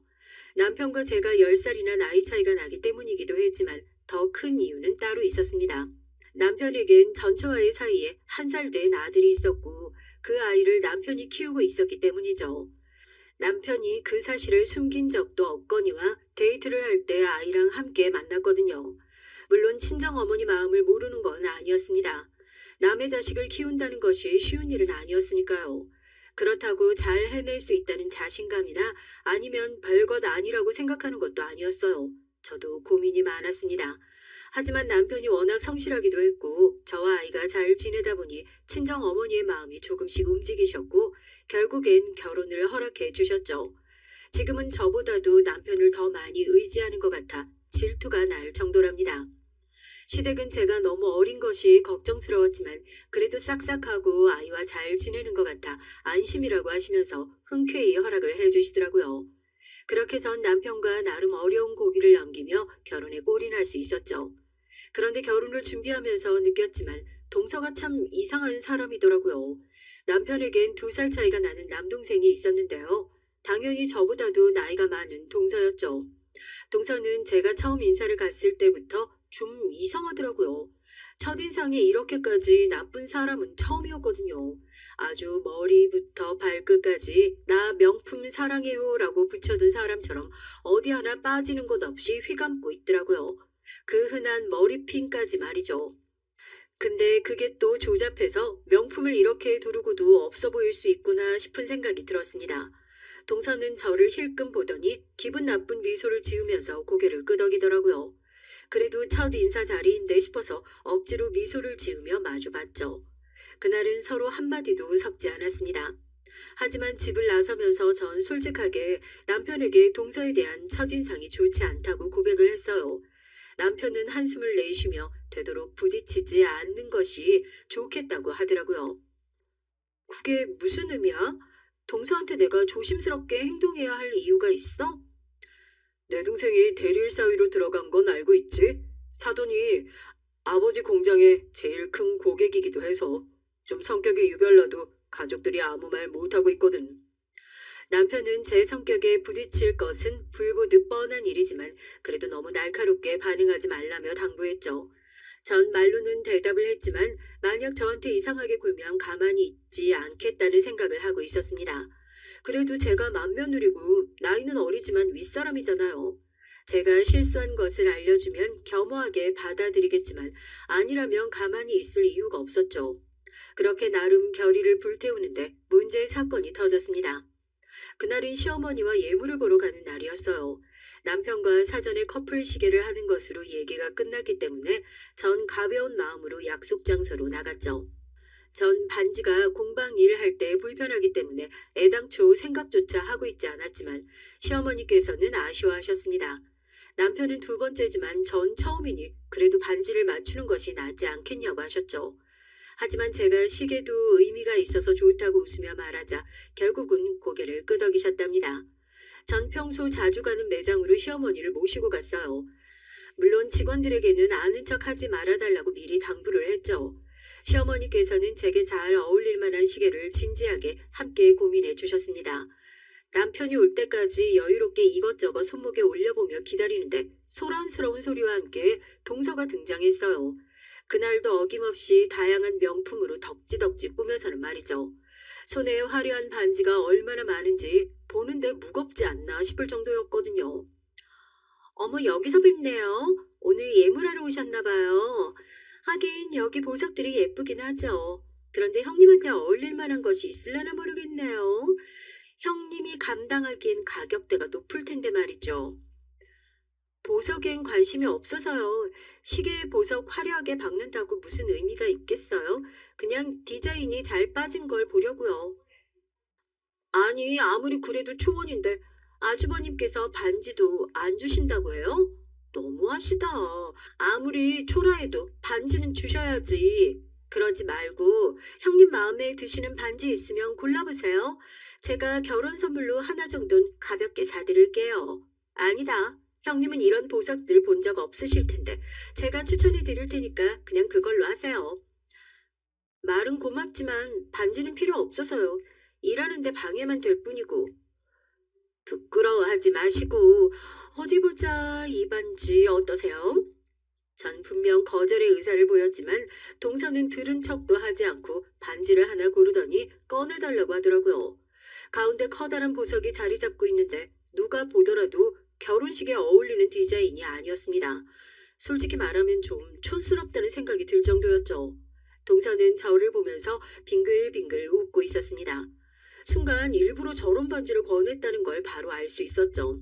짜증이 올라왔지만 남편의 당부도 있고 이 상황에서 동서의 눈치를 보는 시어머니의 입장을 생각해서 전 웃으며 다시 반지를 거절했답니다. 형님, 자꾸 거절하는 것도 무리한 일이죠. 보석 큰 것이라도 하나 챙겨보라고 권하잖아요. 그냥 감사합니다 한마디 하면 되는 건데 힘드세요, 그게? 글쎄요, 동서. 난 반지가 전혀 고맙지 않아서 나한텐 필요 없기도 하고 그렇게 마음에 들면 동서가 하지 그래요. 동서한테 아주 잘 어울릴 것 같은데 지금 하고 있는 반지랑 같이 하면 아주 좋을 것 같아서요. 졸부 느낌도 나고. 뭐라고요? 졸부? 형님, 지금 저한테 졸부라고 하셨어요? 제가 그런 말을 할 리가 없잖아요. 잘못 들으신 것 같은데요. 전 고급스러운 느낌 난다고. 동서는 졸부라는 단어에 민감하게 반응하더니 저를 노려보더군요. 전 천연덕스럽게 그런 일 없다고 말하며 다른 말로 포장을 했죠. 하지만 주변 사람들이 저희 얘기를 들은 모양인지 다들 웃음을 참는 것이 보였습니다. 특히 일렬에서 구경한 것이나 다름없는 시어머니께서도 시선을 돌리시며 헛기침을 하셨죠. 이 모든 것들 때문인지 동서의 얼굴이 하얗게 질려가더군요. 그리고는 입고 있는 원피스와 같은 붉은색으로 삽시간에 변했습니다. 동서는 서둘러 잘 골라보라고 말하곤 다른 쪽으로 갔어요. 시어머니께선 낮은 목소리로 굳이 건드려 좋을 것 없는데 왜 짓궂게 그러냐고 훌기시며 말씀하셨습니다. 하지만 표정은 밝으신 것이 내심 기분이 좋아 보였죠. 전 죄송하다 말씀드리고는 시어머니께서 골라주시는 시계로 하겠다고 애교스럽게 말했습니다. 하지만 이 일이 동서한테는 무척이나 뼈아픈 일이었나 보더라고요. 신혼여행을 다녀오는데 집이 어수선하더군요. 저희는 결혼하고 시댁에서 살림을 시작하기로 했습니다. 물론 남편은 분가를 하자고 했지만 아직 서툰 것이 많은 저는 시댁에서 살면서 시어머니 손맛도 배우고 아이를 키우는데도 도움을 받고 싶었거든요. 친정에서도 오히려 그렇게 하는 것이 좋다며 의외로 적극 지지해 주셨고요. 그래서 남편이 쓰던 2층을 부부 침실로 인테리어도 다시 하고 아내의 가구까지 완벽하게 다 바꿨어요. 그런데 그렇게 제가 골랐던 가구들이 밖에 다 나와 있더라고요. 그리고 주문한 적도 없는 것들로 채워져 있었고요. 한눈에 전 이 가구들이 이탈리아 유명 가구라는 걸 알아볼 수 있었습니다. 이 브랜드는 친정 어머니의 최애 브랜드로 저희 집 안방도 이 가구로 되어 있었거든요. 전 이게 무슨 일인가 싶어서 시어머니께 다가가 물었죠. 시어머니께서도 당황스럽다는 얼굴로 이게 무슨 일인지 모른다고 답하셨습니다. 하지만 의문은 곧 해결됐어요. 동서가 웃으면서 차에서 내리더라고요. 어머 형님 벌써 오셨어요? 신혼여행을 갔다고 하시더니 어떻게 이렇게 금방 오세요? 못해도 유럽은 다녀오셔야 신혼여행인데 제가 다 아깝네요. 저나 그이나 하고 있는 일이 있으니까요. 우리가 노는 사람들도 아니고 자리를 길게 비울 수가 없잖아요. 그런데 이게 다 무슨 일이에요, 동서? 형님 신혼방을 봤는데 너무 없어 보이더라고요. 이런 말까지 하긴 좀 그렇지만 디자인도 구리고 색감도 엉망이고 무슨 거지들이 사는 방 같게 제가 동서된 사람으로서 그냥 넘어갈 수가 있어야죠. 동서의 말에 혈압이 바로 오르더라고요. 한번 해보자는 의미인가 싶기도 했고요. 전 치밀어 오르는 화를 누르면서 얼마 전에 새로 구입한 가구며 남편과 제가 충분히 의논해서 결정한 것이라고 말했죠. 하지만 동선 막무가내더라고요. 어떻게 그런 유치하고 산티가 줄줄 흐르는 것으로 가구를 정할 수 있느냐고 하더니만 남편을 바라보며 말했습니다. 진짜 아주버님 너무하신다. 본인은 한 번 다녀왔기 때문에 이런 것들이 아무렇지 않겠지만 여자한테는 아니거든요. 그것도 우리 형님은 처음이신데 어떻게 그렇게 대충 해치우고 만드는 식으로 하실 수가 있어요? 신혼여행도 그래. 이때 아니면 두 분이 언제 해외여행을 가보실 수 있다고? 동서, 말 참 이상하게 하네요. 그리고 내가 언제 동서더러 신경 써달라고 한 적 있어요? 왜 말하지도 않은 걸 오지랖 떨면서 나서세요? 제 말에 동서가 잠시 흠칫 몸을 떨더니 절 똑바로 바라봤습니다. 저 역시 지고 싶은 마음이 없었기 때문에 같이 노려봤죠. 아마 그동안 다른 사람들은 동서의 말에 다 따르기만 했던 것 같은데 전 절대 그렇게 넘어가고 싶지 않았거든요. 한동안 그렇게 눈싸움을 하다가 갑자기 동서가 피식 웃으면서 눈을 아래로 내렸습니다. 그러면서 초라하게 보이도록 하고 싶지 않아서 나섰다니 괜히 욕만 먹었다고 하더군요.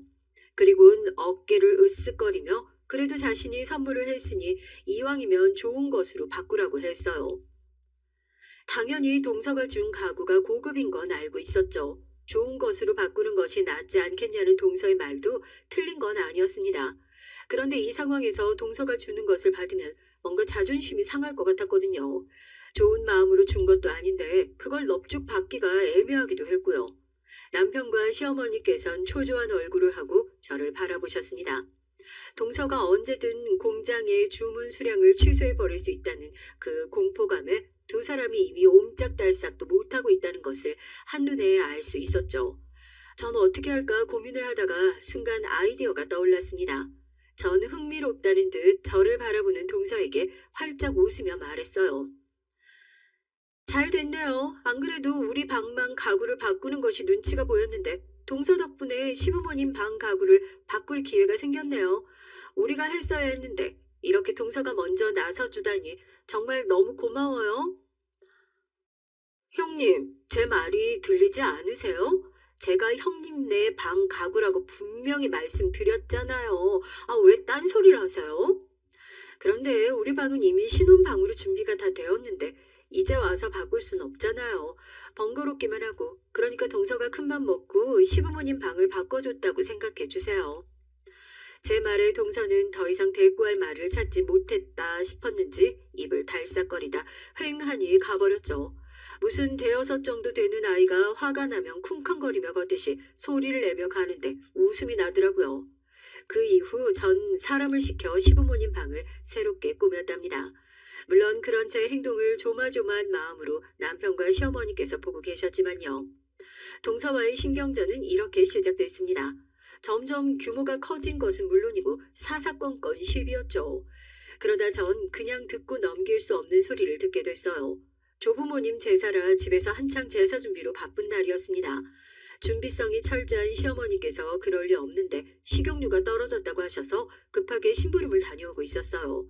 집 근처에서 큰 소리로 전화를 하고 있는 동서가 보였죠. 어찌나 큰 소리로 웃으며 얘기를 하는지 지나가는 사람들이 한 번씩은 힐끗 바라볼 정도였습니다. 당연히 제 귀에도 명확하게 들리더라고요. 전 숨죽이고 동서의 대화에 신경을 쏟았어요. 딱히 이유는 없었지만 궁금하잖아요. 무슨 소리를 할지 말이죠. 형님이라고 나이도 어린 것이 눈 똑바로 뜨고 덤비는데 할 말이 없더라고. 이걸 어떻게 자근자근 밟아주지? 입고 다니는 꼴을 봐선 이전 형님처럼 개털인 것 같은데 뭐가 그렇게 당당한지 할 말 다 하는 거 있지? 주지. 어? 안 그래도 자꾸 눈에 거슬리면 이전 형님한테 했던 것처럼 해볼까 싶어. 한 번이 어렵지 두 번이 어렵겠어? 괜찮아. 내가 꾸민 거 알면 뭐 이미 이혼했고 각자 갈 길 갔잖아. 그럼 들었지. 원래 좀 이상했잖아. 내가 뭐라 말만 하면 겁을 잔뜩 먹어선 내가 뭘? 이전 형님이 잘못한 거지? 안 그래도 아기 때문에 스트레스 받는데 입덧이 무슨 소리야? 감히 내 앞에서 입덧을 해? 자기 무덤 자기가 판 거야. 그래. 그래.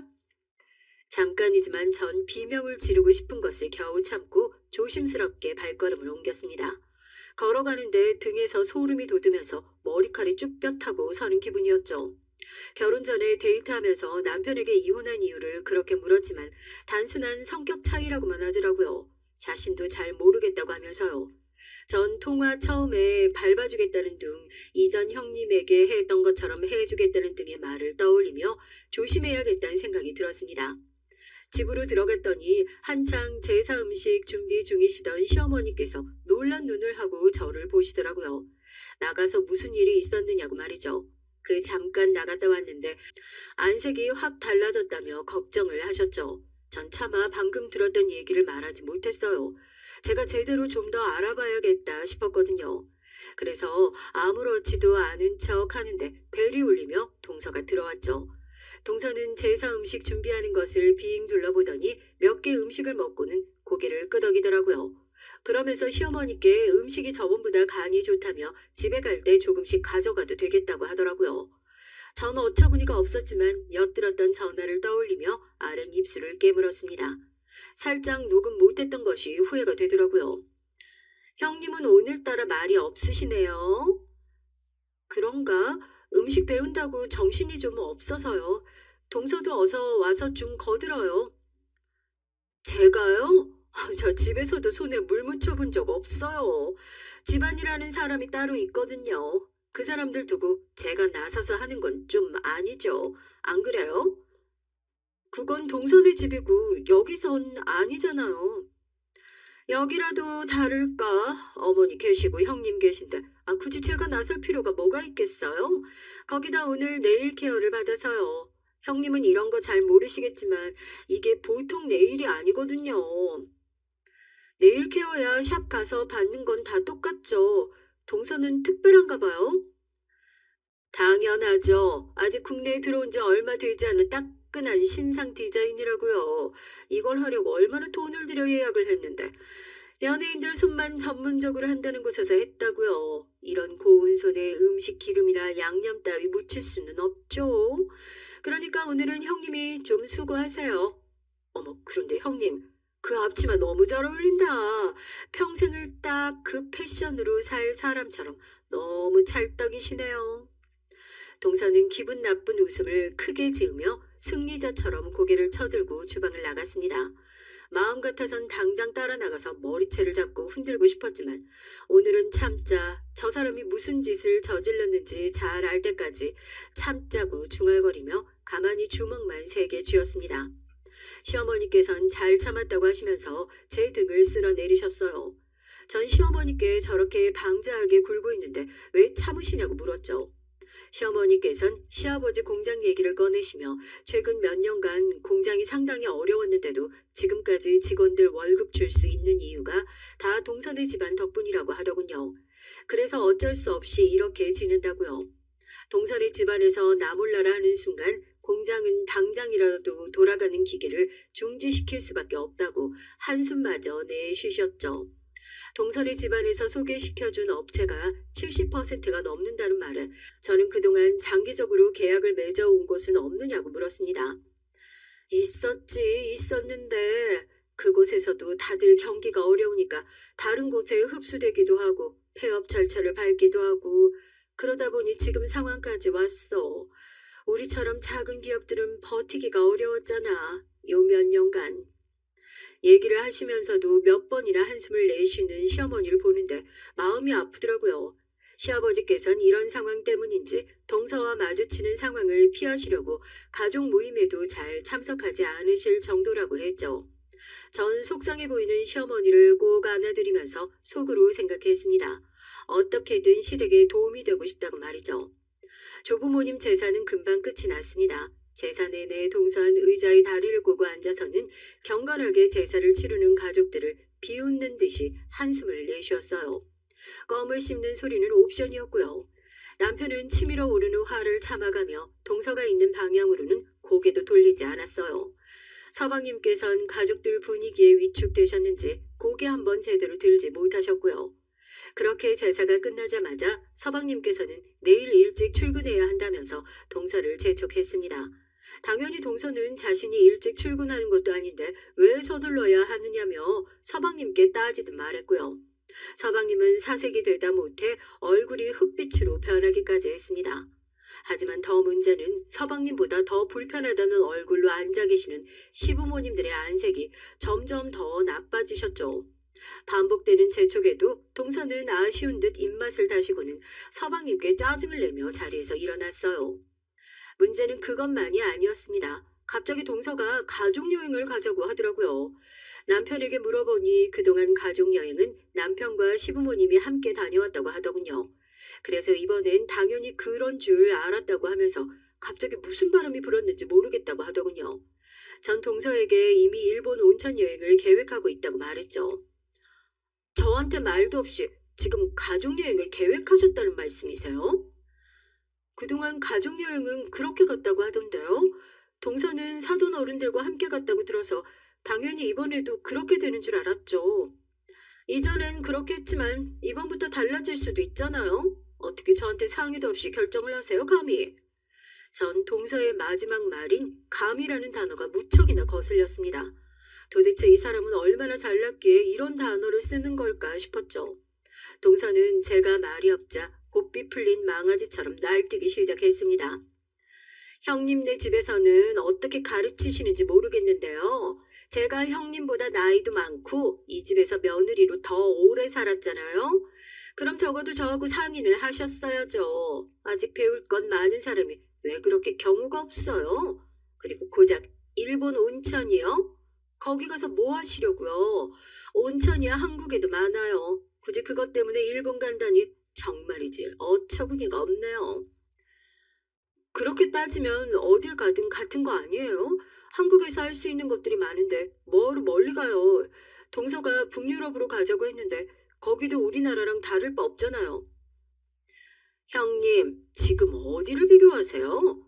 제가 가자고 하는 곳은 프레딧한 공간이죠. 어중이 떠중이들이 돌아다니는 그런 곳이 아니란 말이에요. 동서, 프레딧이 아니라 프라이빗이라고 해야죠.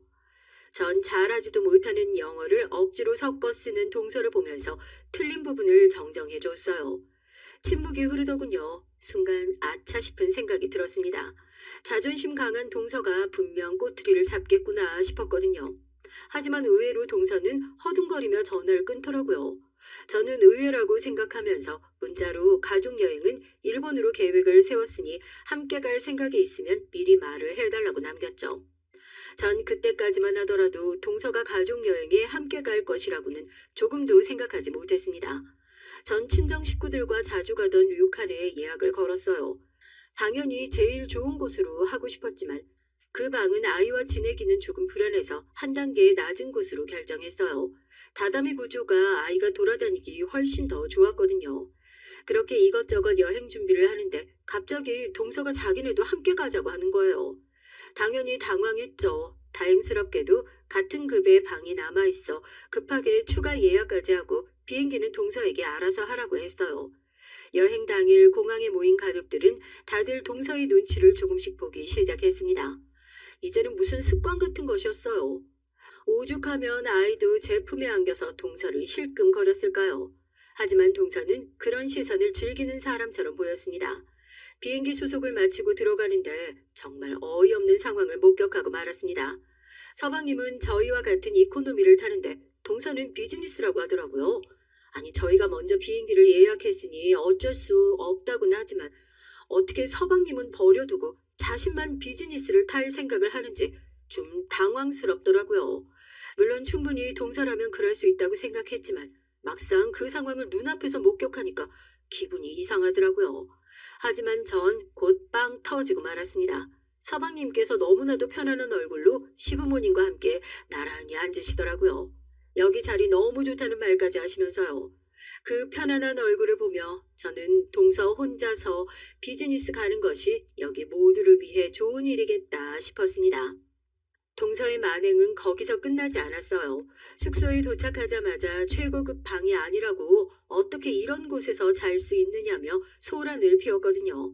저는 방 구조가 지금이 좋아서 그렇게 선택했다고 했지만 전혀 먹혀 들어가지 않았죠. 아니, 돈이 없으면 없다고 저한테 말을 하던가요. 그랬으면 제일 좋은 방에서 쉴 수 있었잖아요. 여행 첫날부터 이게 뭐예요, 형님? 아니, 없이 살았으면 다른 사람한테 손 벌리는 것 정도야 아무 일도 아니잖아요. 그게 그렇게 망설여지던가요? 저한테 없는 소리 하는 것이 그렇게 자존심 상했어요?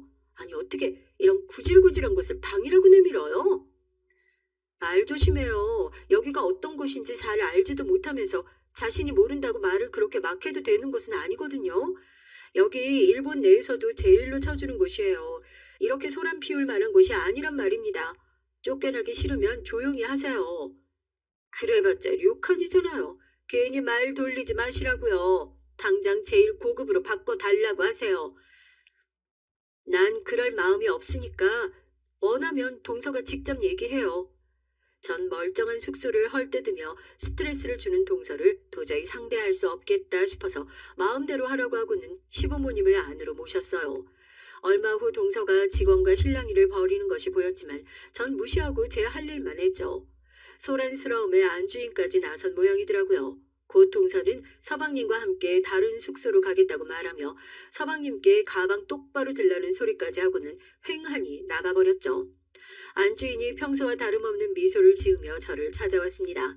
일행인 줄 알고는 있었지만 그래도 이곳에 전통이 있는데 그렇게 소란을 피우는 사람을 개구로 맞이할 수는 없었다고 미안하다고 하더군요. 저는 전혀 그렇게 생각할 필요 없다고 말하며 오히려 내보내 주어서 고맙다고 했죠. 안주인은 시집 갔다는 얘기는 들었지만 이렇게 시댁 식구들과 이곳을 찾아줄 것이라고는 생각하지 못했다며 즐거운 시간을 보내라는 말을 남기고 갔어요. 남편은 안주인과 잘 아는 사이냐고 신기한 듯 물었지만 전 그저 웃기만 했답니다. 그렇게 숙소가 달라지니 동서를 만날 일이 잘 없더군요.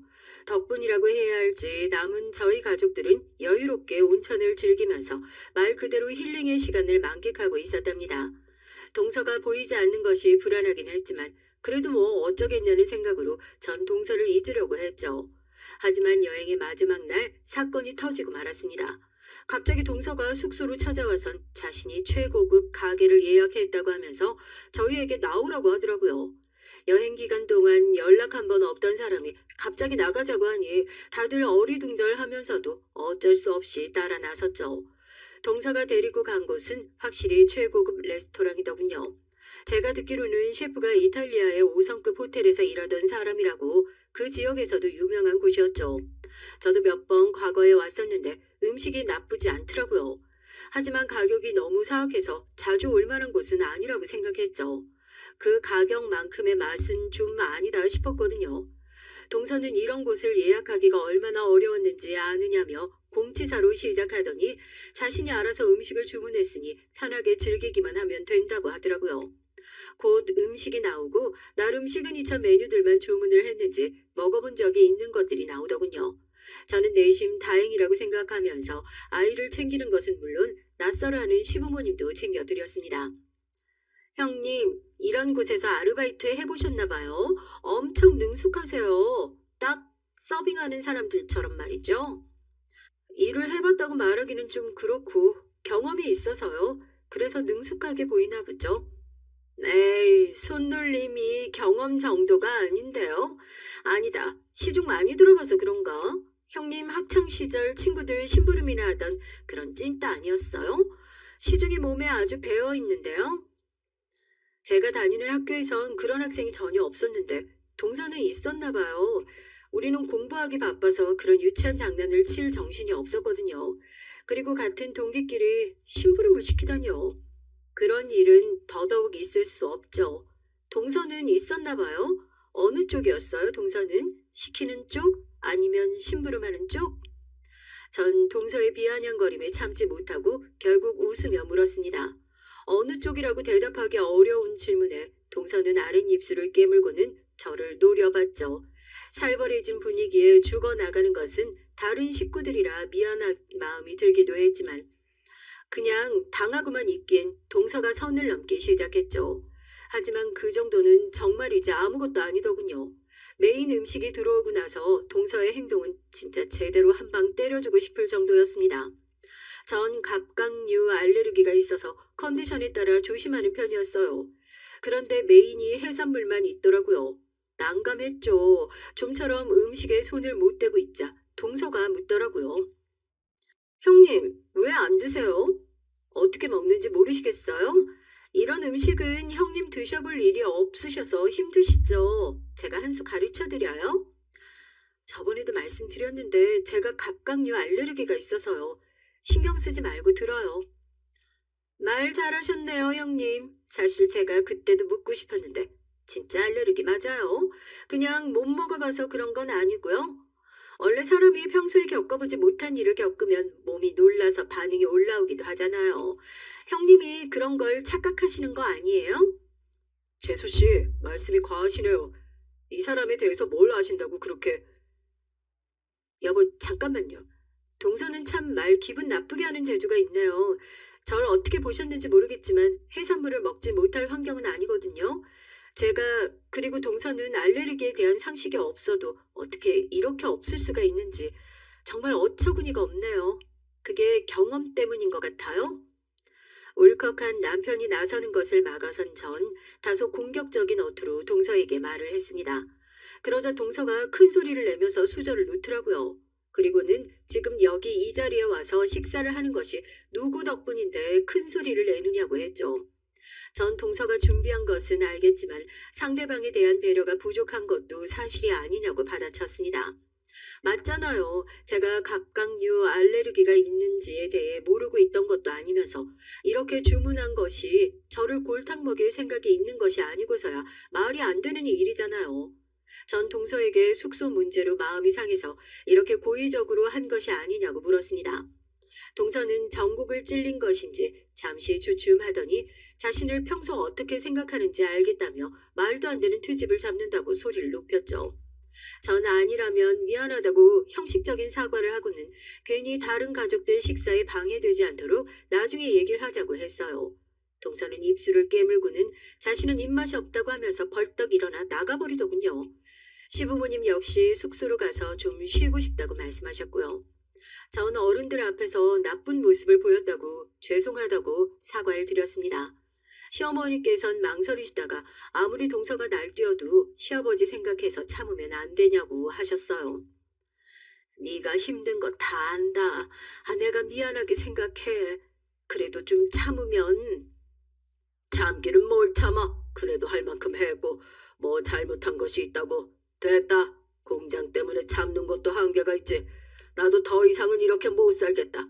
공장 식구들 생각해서 참고 참았는데 아주 시어루는 눈에 보이지도 않는 모양이다. 시아버지께서는 고개를 절레절레 흔드시며 빨리 숙소로 돌아가자고 재촉하셨어요. 그렇게 여행의 마지막 날을 마무리한 가족들은 다음 날 동서가 먼저 한국으로 돌아갔다는 소식에 헛웃음을 지어야만 했죠. 그날 시아버지께서 하신 말씀이 거짓은 아니었는지 시아버지께서는 공장을 조금씩 정리하려는 움직임을 보이셨어요. 직원들 생일이며 직원들 가족까지 챙겨주시던 시아버지다 보니 정리하면서도 마음이 편하지 않아 보였습니다. 저 역시도 곁에서 그런 시아버지를 보는 것이 쉽지 않았고요. 되도록 친정의 도움을 받지 않을 생각이었는데 어깨가 처진 시부모님 뒷모습을 보니 안 되겠다 싶더라고요. 전 남동생에게 넌지시 시부모님 공장 얘기를 꺼냈습니다. 남동생은 좀 알아보겠다고 하더니 공장이 내실이 튼튼하고 제품이 좋기로 소문난 곳인데 자꾸 다른 곳에서 방해를 하는 것 같다고 솔직하게 말해주더군요. 본능적으로 그 방해하는 곳이 동선의 집안이라는 것을 알 수 있었습니다. 남동생은 충분히 거래처를 뚫어줄 수 있을 것 같다고 하면서 거래를 맡고 있는 그 방해물도 자신에게 맡기라고 했죠. 전 우리 집과 연관되어 있다는 사실이 알려지지 않도록 조심해달라고 또 당부를 했답니다. 남동생이 공격적으로 나서준 덕분인지 동서를 한동안은 보기 힘들었어요. 서방님 말씀으로는 회사 내부적으로 많이 바쁘다고 하더라고요. 저는 내심 고소한 기분이 들었습니다. 동서 얼굴 안 보고 사니까 진짜 편하더라고요. 그렇게 얼마의 시간이 흘렀을까 저희 부부에게 새로운 소식이 도착했어요. 아이가 생긴 것이죠. 원래는 첫째를 생각해서 아이를 낳는 것을 망설였는데 첫째도 저를 진짜 엄마로 알고 자라는 중이라 너무 신경 쓸 것까지는 아니라는 판단이 들었습니다. 물론 나중에 진실을 알게 된다고 할지라도 지금의 유대감이라면 큰 문제는 없을 것이라고 생각했죠. 그래서 둘째 계획을 세웠는데 이렇게 빨리 들어설 줄은 아무도 몰랐어요. 친정 식구들은 말할 것도 없고 시댁에서도 뛸 듯이 기뻐했습니다. 미운 3살이라고 사고치기 바쁜 우리 첫째도 엄마 뱃속에 동생이 있다는 사실을 엄청 좋아했고요. 제가 임신을 했다는 소식을 기뻐한 사람 중에서 초등학교 때부터 줄곧 단짝이었던 친구도 있었는데요. 친구가 오랜만에 마사지를 받지 않겠냐고 하더라고요. 결혼하기 전엔 마사지 샵도 자주 다녔는데 결혼 이후엔 시간 내기 힘들어서 나가지 않았거든요. 제가 초반에 말씀드렸다시피 공방을 운영하고는 있었지만 제 본업은 따로 있었는데요. 바로 친정 어머니께서 하시던 일을 대신하는 것이었죠. 친정 어머니께선 뷰티 관련 일을 하셨는데 건물 하나에 머리부터 발끝까지 뷰티에 관한 모든 것을 누릴 수 있도록 층층이 샵을 넣어둔 매장을 여러 지점으로 가지고 계셨어요. 그중 한 곳이 강남에 있었는데 그곳은 특별히 고급화 전략으로 만든 곳이라 회원권이 있어야만 입장이 가능한 곳이었답니다. 친정 어머니께선 저더러 틈나는 대로 매장을 돌아다니며 확인하라고 하셔서 내키진 않지만 대학생 때부터 부지런히 다녔어요. 남편에게도 말하지 않은 일이죠. 전 어차피 볼 일도 있고 해서 친구와 함께 매장을 방문했습니다. 오랜만에 친구와 함께 나와서 그런지 기분이 좋더라고요. 층별로 돌아다니면서 체크를 하고 드디어 마사지 샵으로 들어갔죠. 그리고 거기서 동사와 딱 마주치게 됐어요. 동서는 저를 보고는 엄청 놀란 얼굴을 하더라고요. 저 역시도 마찬가지였고요. 동서가 여길 다닐 것이라고는 전혀 생각하지 못했거든요. 친구는 누구냐며 제게 물었습니다. 어머, 형님을 여기서 뵙네요. 형님하고는 제일 안 어울릴 것 같은 곳에서 뵙게 되다니 의외라고나 할까? 형님은 여기 어떻게 오셨어요? 설마 마사지 받으러 오신 건 아니죠? 마사지샵에 오는데 다른 이유가 있나요? 당연히 마사지 받으러 왔죠. 그러는 동서는 이 시간에 여기는 무슨 일이에요? 지금 회사에 있을 시간일 텐데. 저희 회사야 저 없어도 잘 굴러가는 곳인데요, 뭘. 그런데 여기 지금 마사지 받으러 오셨다고요? 형님이요? 동서는 충격적이란 얼굴로 저를 보고는 곁에 친구에게 눈길을 주었죠. 친구는 제게 귓속말로 왜 자신을 기분 나쁘게 쳐다보느냐고 재수없다고 중얼거렸어요. 전 터져나오려는 웃음을 참아가며 동서에게 마사지 받으러 왔으면 잘하고 가라고 말하고는 자리를 벗어나려고 했죠. 그런데 동서가 저 들으라는 식으로 엄청 크게 말을 하더라고요. 매니저, 여기 회원제라고 해서 왔더니만 관리가 엉망인데 개나 소나 다 받아주고 그렇지 않고서야 우리 형님 같은 사람이 여기 온다는 것이 말이 안 되잖아. 동서, 다른 사람들도 있는데 말 조심 좀 하지 그래요? 제가 무슨 틀린 말 한 것도 아니잖아요. 회원권 비싸게 끊고 여기를 이용하는데 다른 사람이랑 똑같은 대접 받으면 좋겠어요? 상상하고 싶지도 않지만 형님 혹시 무료 쿠폰 있어서 들고 오신 건 아니죠? 아니면 친구분이 여기 회원이라 그냥 체험 삼아 오신 건가요? 어느 쪽이든 격 떨어지는 건 마찬가지지만 하여튼 매니저 여기 소문 듣고 왔는데 소문값도 못하는 것 같네. 이봐요, 말이면 다 안 줄 알아요? 지금 당신이 어떤 실수했는지 알기나 하냐고요. 가만히 듣고 있던 친구가 화를 내며 말했지만 동서는 들은 척도 하지 않았습니다.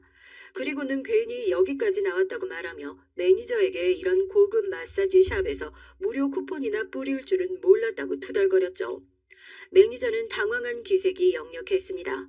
제가 누군지 이미 아는 사람으로서 당연한 반응이었죠. 그때였습니다. 어머 아가씨 아니다.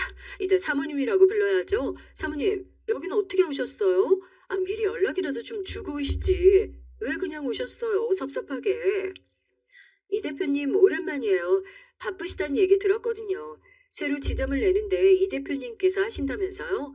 그래서 다음에 여유 있으실 때 연락드리려고 했죠. 사모님 소식은 들었어요. 회장님이 아이를 가졌다고 엄청 좋아하시더라고요. 임신 초기인데 힘든 건 없으시고요. 나오신 김에 다리 마사지 좀 받고 가세요. 아우, 피부는 왜 이렇게 거칠어지셨대, 속상하게. 이 대표님은 제가 처음 어머니 일을 대신할 때부터 도움을 주셨던 분이라 제게는 특별한 의미를 가진 분이셨죠. 저희 친정 어머니가 이 대표님의 생명의 은인이나 다름없다고 하시면서 아가씨라고 부르기는 했지만 저를 조카 보듯 보셨던 분이랍니다. 오랜만에 만난 이 대표님과 반갑게 대화를 나누는 모습은 동서에게 큰 충격이 됐죠. 힐끗 쳐다보니 입을 떡하니 벌리고 있더라고요. 상냥하게 저를 맞이해주던 이 대표님이 갑자기 정색을 하고는 동서를 보더니 제게는 시선도 주지 않고 말씀하셨어요. 그런데 사모님, 이 사람 아는 사람인가요? 우리 매장에 불만이 많은 것 같은데 어떻게 사모님 제가 아주 강남에 발도 못 붙일 정도로 영구 제명시켜버릴까요? 다른 지점도 사모님 말씀 하나면 바로 그러겠다고 할 텐데 말이죠. 형님, 이게 지금 무슨 형님 아니죠? 이런 대단하신 분이랑 형님이 알고 지낼 주제가 아니잖아요. 형님 같은 사람이 어떻게... 동서, 상황 판단이 아직 안 되나 봐. 대표님 얘기 못 들었어? 이 손님 끌어내. 내가 손님이라고 다 같은 손님 아니라고 말했지. 당장 사람 불러. 매장 분위기 흐리게 뭐 하는 거야? 동사는 제 손을 붙들고는 이게 다 무슨 소리냐고 하면서 어떻게 된 일인지 해명하라고 했지만 저는 팔을 뿌리쳤죠. 곧 사람들이 올라와 동서를 데리고 가더라고요. 가는 도중에도 동서는 저를 부르면서 말도 안 되는 상황이라고 소리를 질렀고요. 마사지를 마치고 집으로 왔더니 동서가 먼저 도착했더라고요. 다른 가족들까지도 집에 다 들어와 있는 모습에 전 속으로 혀를 찼죠. 제가 들어오자마자 동서는 저를 손가락질하면서 제가 가족들을 다 속이고 뒤로 딴짓을 하고 있다고 말했어요. 전 그런 동서를 무시하고는 방으로 들어가 서류 몇 가지를 챙겨 나왔죠. 전 가족들에게 그동안 차마 말하지 못했던 것을 솔직하게 고백했습니다. 남편은 어느 정도 알고 있었지만 제가 금수저 물고 태어난 정도일 거라고는 조금도 생각하지 못한 눈치였어요. 전 가족들에게 그래봤자 다 부모님 재산이지 제 것은 아니라고 확실히 말씀드렸습니다. 망측하게 식구들 속이고 들어오다니 어머니 가만히 두고 보실 건 아니죠?